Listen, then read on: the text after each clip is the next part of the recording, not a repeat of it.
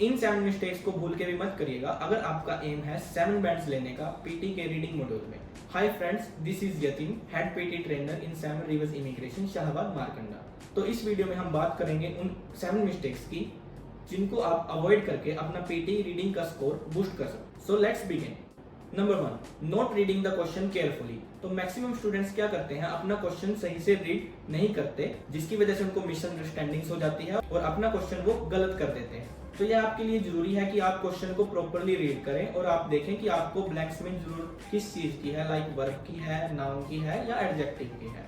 Second mistake जो students अक्सर करते हैं वो होता है कि आपके जो अनफेमिलियर वर्ड्स हैं, मींस ऐसे वर्ड्स जो आपने कभी नहीं देखे, कभी नहीं सुने, मतलब टफ वर्ड्स हैं, उनके मीनिंग ढूंढने में स्टूडेंट्स ज्यादा टाइम वेस्ट कर देते हैं। हालांकि रीडिंग को करते हुए आपकी वोकैबुलरी अच्छी होनी चाहिए, बट 100% वोकैबुलरी एक तरीके से करेक्ट करना या सही होना भी किसी स्टूडेंट के लिए एक तरीके से इम्पॉसिबल है। तो ऐसे केस में हमने क्या करना है, हमें कॉन्टेक्स्ट की अंडरस्टैंडिंग करनी है कि आपका पूरा पैराग्राफ किस मीनिंग के ऊपर है, किस टॉपिक के ऊपर है। तो इस केस में आपने क्या करना है, कॉन्टेक्स्ट को अंडरस्टैंड करने की कोशिश करनी है और मेन आइडिया जो पूरे टेक्स्ट का निकल के आ रहा है उस बेस पे आपने ऑप्शन चूज करना है। तो यह मिस्टेक आपने अवॉइड करके चलनी है। Number 3, selecting all options in multiple choice multiple answers.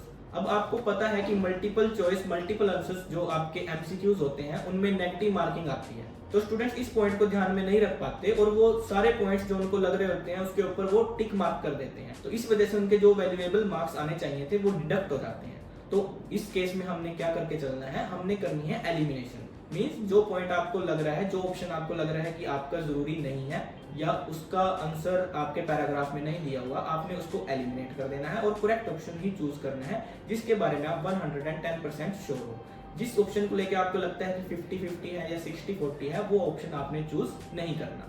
Number 4th mistake is using illogically और grammatically incorrect words in filling the blanks. इसका मीनिंग क्या है कि हमने जो ब्लैंक्स लगाने हैं उनमें आपने लॉजिक देखना है। स्टूडेंट्स अक्सर हिट एंड ट्रायल मेथड, जिसको हम कह देते हैं कि तुक्का लगा के ही इन क्वेश्चंस को करते हैं। अगर आप अपने ब्लैंक्स को लॉजिकली और ग्रामेटिकली हिसाब से, ग्रामेटिकली पॉइंट ऑफ व्यू से अटेम्प्ट करने की कोशिश करोगे तो उसकी जो आपकी करेक्ट होने की प्रोबेबिलिटी है वो बढ़ जाएगी, इंक्रीज हो जाएगी। तो स्टूडेंट्स को इस केस में क्या करके चलना चाहिए कि जो वर्ड्स आपके लॉजिक नहीं है या जिनकी सेंस नहीं बन रही या जो ग्रामेटिकली इनकरेक्ट है वो वर्ड्स आपने यूज नहीं करने। तो इस केस में स्टूडेंट्स ने क्या करना है, ऐसे ऑप्शंस जो ग्रामेटिकली इनकरेक्ट हैं या जिनकी सेंस आपको लगता है कि नहीं बन रही, उनको आपने अवॉइड करके या फिर एलिमिनेट करके आगे प्रोसीड कर लेना है। Number 5th mistake is not implementing skimming and scanning technique. यह टेक्निक बहुत ही ज्यादा यूज की जाती है आपके रीडिंग के ब्लैंक्स में, चाहे वो रीडिंग राइटिंग फिलअप्स हो, चाहे वो रीडिंग फिलअप्स यानी कि ड्रैग एंड ड्रॉप फिलअप्स हो। इस टेक्निक की हेल्प से आप क्विकली, मतलब जल्दी से अपनी जो इन्फॉर्मेशन होती है, जो रेलेवेंट इन्फॉर्मेशन होती है, आप उसको जल्दी से ढूंढ पाते हैं। सो आपने क्या करना है, एग्जाम देने से पहले इस टेक्निक को यूज करने की प्रैक्टिस करनी है अपने रीडिंग के क्वेश्चंस में। Number 6 is reading all the passage for all the questions. अक्सर आपको कहा जाता है कि आपने पूरा पैसेज पढ़ना होता है अपने रीडिंग के क्वेश्चंस को करते हुए, लेकिन कई क्वेश्चन जैसे कि हमारे पास एमसीक्यूज आते हैं उनमें आपको जरूरत नहीं है कि आप पूरा पैराग्राफ पढ़ें। तो यहाँ भी यूज होती है आपकी स्कैनिंग एंड स्कीमिंग टेक्निक जो हमने प्रीवियस पॉइंट में एक्सप्लेन की थी। तो जैसे आपके जो क्वेश्चन एमसीक्यूज हैं उनमें आप क्या कर सकते हो, आपने क्वेश्चन पढ़ा कि क्वेश्चन की डिमांड क्या है, कि क्वेश्चन पूछ क्या रहा है, तो उस हिसाब से आप स्कैन करते चले गए पैराग्राफ को और आपको वो जहां पर भी मिलेगा सिर्फ आपको वो पार्ट ही पढ़ना होता है। आपको जरूरी नहीं है कि आप सारा पार्ट ही रीड करें पूरे पैसेज का। मींस आपको पूरा पैसेज रीड करने की जरूरत नहीं होती इन क्वेश्चंस में।